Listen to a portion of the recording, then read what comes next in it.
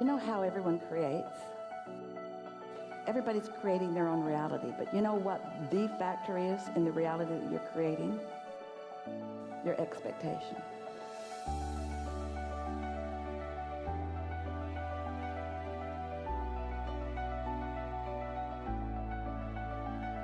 I have a desire, but my expectation is not up to speed with my desire.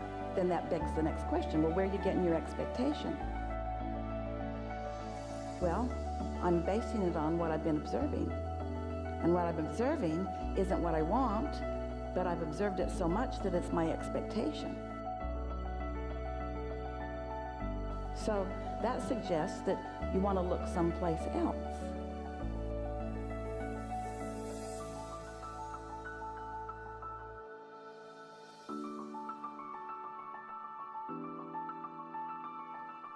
Your expectation is your point of attraction.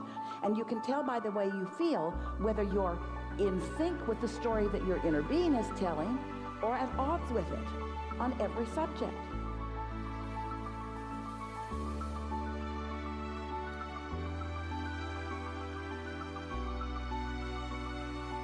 So you want to ask your inner being for their story, for their version of you as an actor, if you still care about that, because your inner being has a story to tell.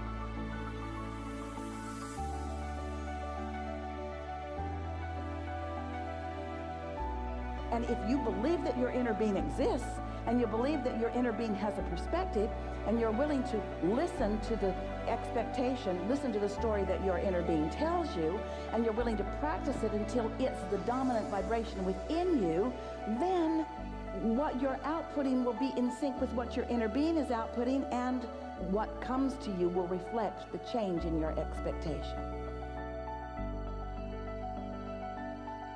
We used to talk about bridging beliefs, but it's a more powerful word.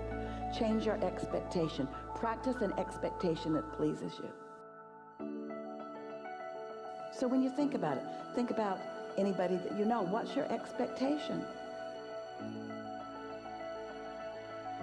Just know that if things aren't working out for you the way you want them to, it's because you've got an expectation that's in the way that you've got to change. And what's an expectation? An expectation is a belief. It's a thought that you continue to think. So you got to think some different thoughts. It could not be a simpler thing.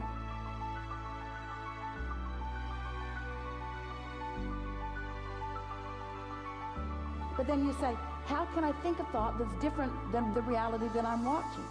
And we say, you've got to accept that there is another reality, and you've got to accept that there's a part of you, a big part of you, a dominant part of you that's looking at that other reality, and you've got to tune into that part of you, which means you got to catch it early, and you got to practice it early in the day, and you got to notice it when you deviate from it, and when you find yourself not believing it, then you got to distract yourself from it. Don't hit it head on. The worst time in the world to try to change an expectation is when the world is proving to you that your expectation is right.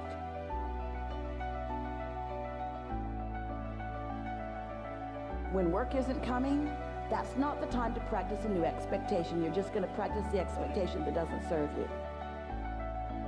But if you feel frisky, or your mind is quiet, or you feel peaceful, or you've been meditating, you got to find some way to tune into the expectation that your inner being has for you. It's not a matter of doing them correctly, because you can't get it wrong. And your inner being is not ever going to say to you, whoa, whoa, whoa, you're doing that wrong.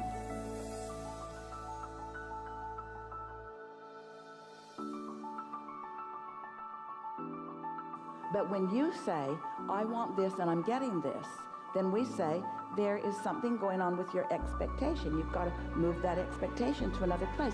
And as humans, you cry out in unison, how can we expect something that's different than what we see?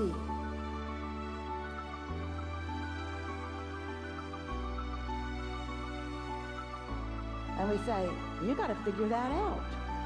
You got to figure that out. It's different in every case. Turn off the television. That'll help. That'll help a lot. Because there are a lot of people that are wanting to show you what is. Well, what is pretty obvious. Where are you going?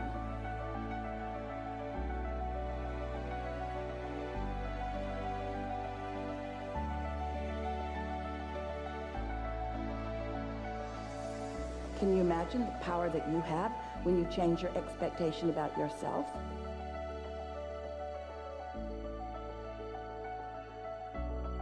Can you imagine if you could tell the story that your inner being knows until you own it, until it's your story?